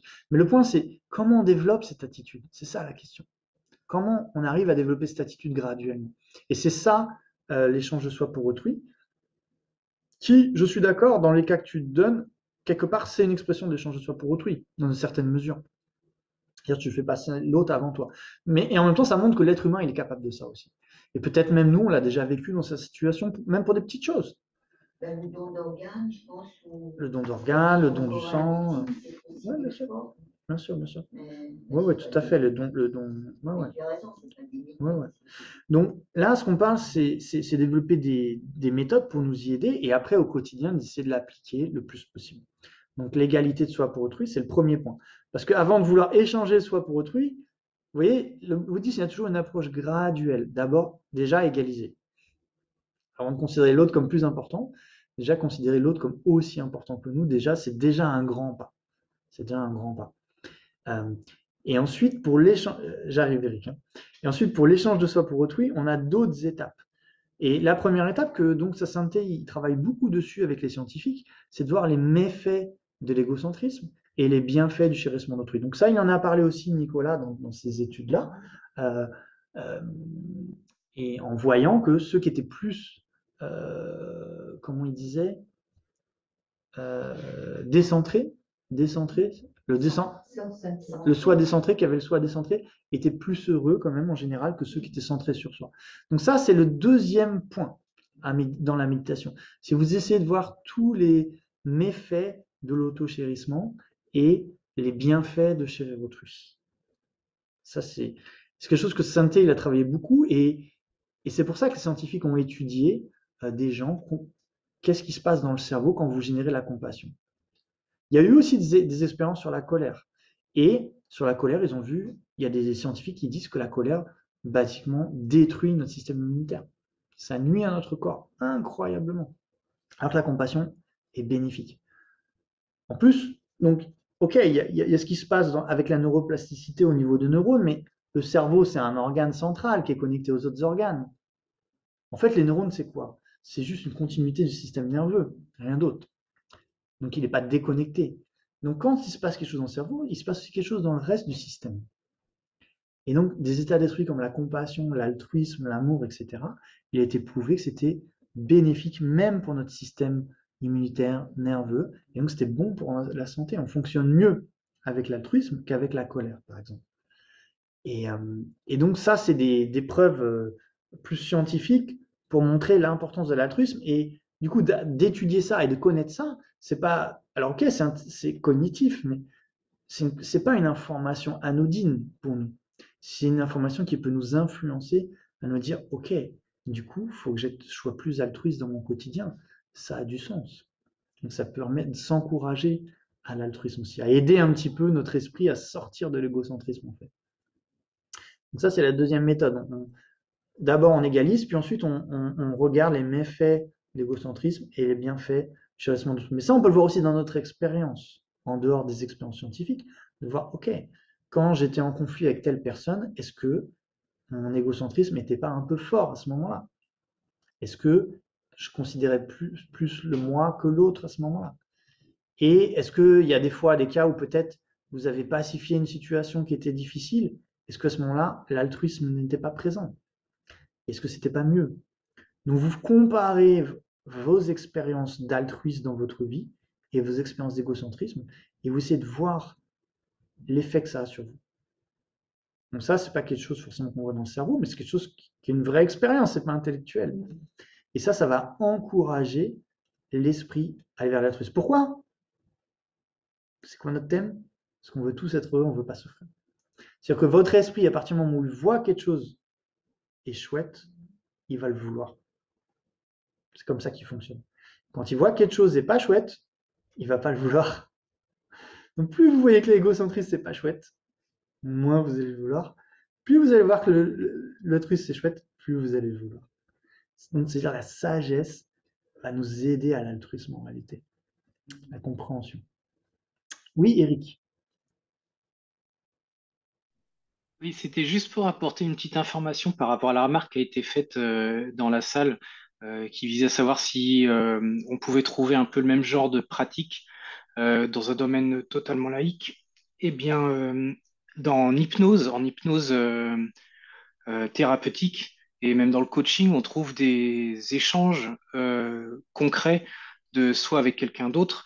Je prends juste un exemple, par exemple, quelqu'un nous a mal parlé, ça nous affecte, et puis on est en train de ruminer, on a de la colère, on a de l'injustice qui naît, et bien il y a des exercices qui consistent à exprimer à une chaise vide en face de soi ce qu'on a sur le cœur, puis à échanger sa place et à prendre la place de la chaise vide pour répondre à la place de l'autre. Alors, bien sûr, on ne peut pas avoir les vrais arguments de la personne, mais ça nécessite d'aller la voir.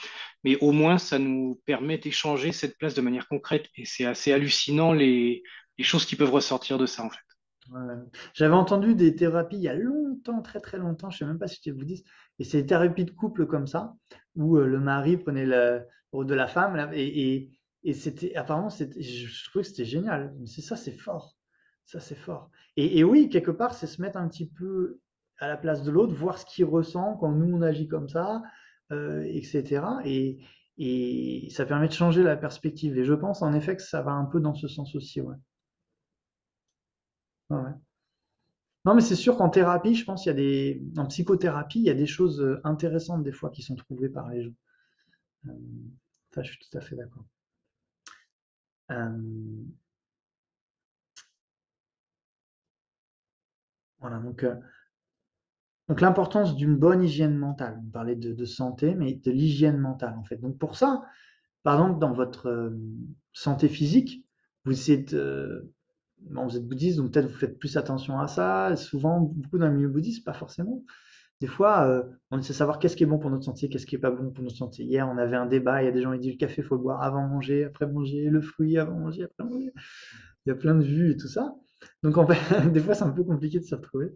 Mais on essaye quand même de voir qu'est-ce qui est bon pour notre santé ou pas. Des fois, c'est difficile de déterminer avec certitude, mais on essaye. Et quand on sait, on peut avoir des choix un peu plus avisés dans nos choix de nourriture. Et donc, il faudrait faire pareil avec le mental en réalité. Voir quelles émotions procurent la santé mentale, quelles émotions procurent la souffrance mentale. Et quand on commence à avoir plus de discernement, alors c'est pas qu'on choisit non plus, mais on peut orienter un peu plus notre esprit dans une direction qu'une autre. Et là, c'est ce qu'on appelle comme un peu une voie de transformation intérieure, on pourrait dire, peut-être, pour pas utiliser le mot chemin spirituel, mais une voie de transformation intérieure, une voie de guérison intérieure, peut-être. Guérison intérieure, qui est possible. Donc, quand je dis une voie, ça veut dire que c'est pas forcément instantané, mais ça veut dire que graduellement, on peut guérir notre mental. C'est ça le but en fait, en réalité. Tous les êtres sensibles, si on leur donnait une pilule magique, on disait voilà, si tu prends ça, tu peux guérir mentalement toutes tes souffrances mentales, les gens ils la prendraient. Il n'y a pas de pilule magique. Il y a une voie de transformation intérieure, par contre, qui peut amener à la guérison graduellement. Ça c'est sûr. Comme on essaye de le prouver par des exemples, et maintenant par les études scientifiques avec la neuroplasticité.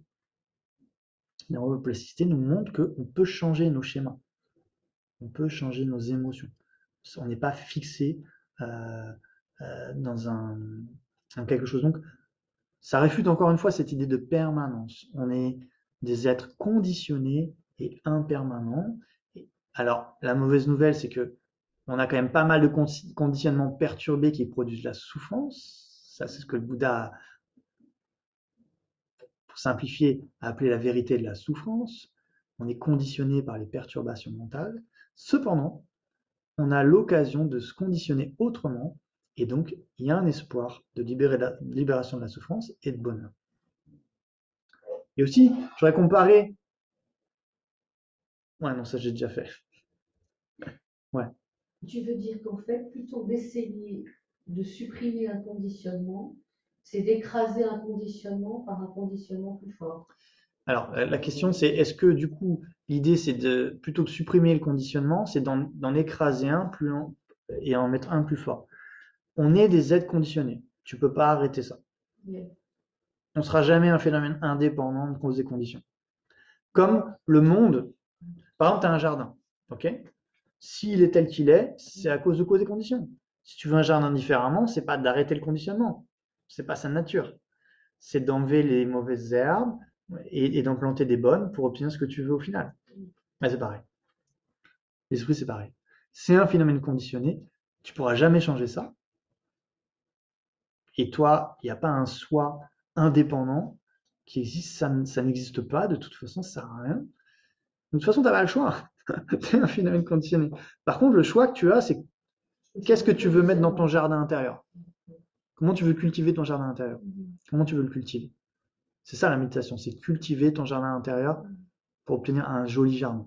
Un jardin de joie, de bonheur, libre de souffrance. Parce que là, on a mis un petit peu des mauvaises herbes avec les émotions perturbatrices, les mauvaises tendances, etc. qui font que naturellement, il produit des problèmes. Il dysfonctionne. Il ne fonctionne pas bien. Donc, c'est apprendre notre esprit à fonctionner d'une manière qui fonctionne comme on souhaiterait, c'est-à-dire être heureux et pas souffrir. Parce que c'est ça qu'on veut. À la limite, si on voulait souffrir, si on voulait tous souffrir, alors il faudrait cultiver la colère, l'égocentrisme, la colère, l'ignorance. Alors allez-y, allons-y. Si c'est la souffrance que vous voulez, allez-y à fond. Par contre, si vous ne voulez pas souffrir, là, il faut cultiver plutôt l'altruisme, la sagesse, etc. C'est comme ça, c'est pas nous qui décidons, c'est le fonctionnement de notre esprit qui est comme ça. En même temps, c'est plutôt une bonne nouvelle, je trouve. C'est plutôt une bonne nouvelle que notre esprit, finalement, il fonctionne bien avec la sagesse et la compassion, et mal avec la colère et la haine, quand même. C'est plutôt une bonne nouvelle, je trouve. Non, c'est vrai, ça aurait pu être le contraire quelque part. Donc c'est ce qu'on appelle aussi un petit peu la nature de Bouddha. On a plutôt en réalité une nature qui est, qui est en harmonie avec ses émotions positives et pas en harmonie avec ses émotions négatives. Donc si on veut l'harmonie, il faut en créer les causes en réalité. On crée les causes. Donc c'est pas juste l'arrêt d'un conditionnement, non. Mais on doit se déconditionner de certaines choses. Mais le point, c'est que la bonne nouvelle, encore une fois, c'est que ce mauvais conditionnement vient de l'ignorance et de l'auto-chérissement. Et que ces deux, ils sont basés sur des raisons erronées. Même l'égoïsme, on l'a vu. Pourquoi on est égoïste? Parce qu'on veut être heureux, mais en réalité, ça fait tout le contraire. Donc c'est juste une approche, une stratégie erronée. Je sais qu'en psychologie, ils aiment bien le mot stratégie, je crois, en communication non violente. Quelle est notre stratégie? Donc quelle est la stratégie qu'on utilise pour le bonheur et est-ce qu'elle fonctionne? C'est ça la question. Oui, Marie. Pour moi, c'est pas évident que la compassion évite la souffrance. Enfin, Mhm. dans le sens où justement, si on comprend la souffrance de l'autre, moi j'ai l'impression que parfois sûrement que c'est lié au sentiment d'impuissance aussi et d'autres choses, mais que du coup ça m'amène à souffrir en quelque sorte, euh, de me sentir impuissante face aux souffrances Mhm. des autres. Ouais, Et du coup, voilà. ouais. Non, je comprends ce que tu veux dire. Après, il y a une différence entre compassion et empathie. Donc l'empathie, c'est de comprendre la souffrance de l'autre. Ça, c'est une chose. La compassion, c'est de vouloir que l'autre soit libéré de la souffrance. Euh, et après, il y a le sentiment d'impuissance qui est, OK, je peux pas, et du coup, c'est insupportable. Et là, par contre, il faut un peu de la sagesse aussi qui va accompagner. C'est-à-dire, comme on disait, je peux pas contrôler tout, donc il y a des choses qu'il faut que j'accepte. Et maintenant, par contre, il y a peut-être des choses sur lesquelles je peux agir. Et donc là, la compassion, elle trouve, comment dire, une voie d'action. Et là, il n'y a plus cette souffrance. Donc, cette voie d'action, ça peut être peut-être juste être bienveillant avec la personne, de sourire à la personne. Mais rien que ça. Des fois, moi, enfin, je me rappelle, c'était la femme de, enfin, ma belle-grand-mère, c'est la femme de mon grand-père, parce qu'il était remarié. Et elle avait Alzheimer. Et il y avait des gens, ils disaient, oh, putain, d'aller la voir et tout. Moi, j'allais la voir, et ben, franchement, j'ai l'impression de lui apporter quelque chose. Je résoudais pas je pouvais pas lui résoudre son Alzheimer. Je pouvais pas la sortir du lieu où elle était. Mais ça lui apportait un petit quelque chose. Et ben, moi, ça m'apporte aussi quelque chose. Je ressentais quelque chose ça apporte une certaine joie d'apporter quelque chose à l'autre. Même si c'est pas grand chose. Et encore, c'est relatif. Est-ce que vraiment c'est pas grand chose? Est-ce que vraiment c'est pas grand chose? Moi, je pense que c'est quelque chose. Que les gens ils disent ouais, mais ils ressentent pas les émotions, ils se rendent plus compte de rien. Ça, c'est totalement faux. Tous les êtres sont sensibles à la bienveillance, à l'altruisme, tous. Peu importe dans quel état ils sont, même s'ils sont très très mal. Et donc, forcément, vous apportez un petit peu quelque chose à quelqu'un, et ben, ça vous apporte une certaine satisfaction, une certaine joie. Et donc, tu vois, Marie, c'est ça. Donc, après, il y a une part, accepter qu'on ne va pas résoudre tous les problèmes.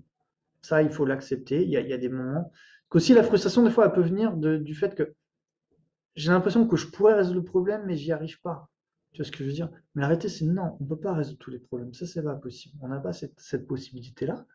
Cependant, on peut peut-être apporter un petit quelque chose à la personne. Et cet acte-là, qui là va un peu plus loin que l'empathie, c'est-à-dire que ça devient la compassion en action, ça apporte de la joie et de la satisfaction.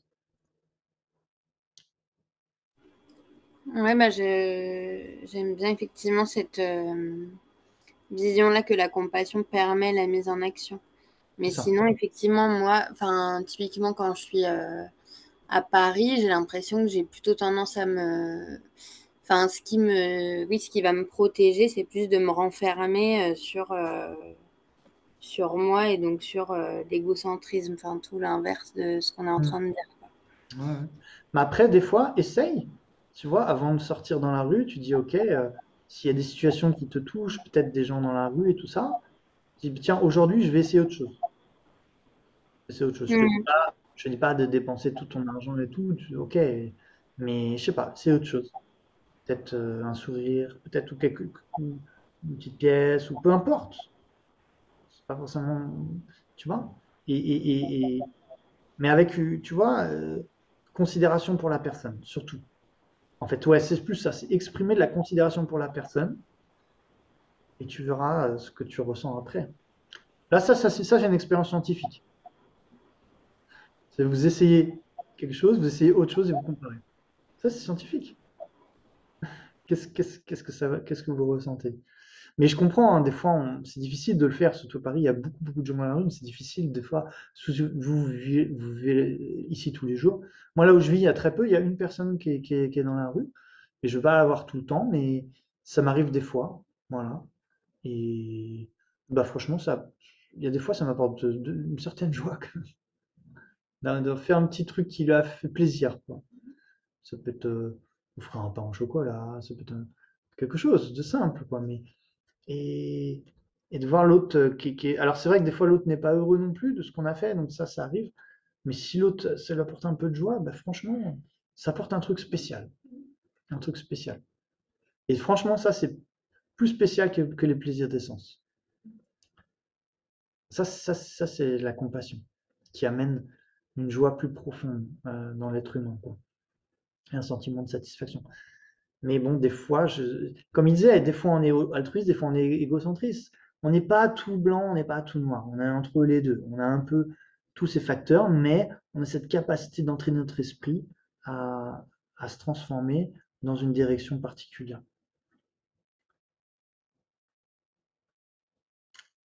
Ok. Donc, bah, je vous propose qu'on fasse une petite pause, peut-être. Parce que là, ça fait quand même ouais, 1h45. On fait une petite pause et puis on reprend encore un petit peu. On fait un petit peu de questions-réponses et voilà. On finira avant 6h quand même. Ok? On prend un quart d'heure? Un quart d'heure de pause, ça va? 4h10. Ouais, 4h13. Ça sera surtout sur mon 4h15. Pas de conflit sur L'enregistrement y a tout. Ouh, merci. les- Heureusement.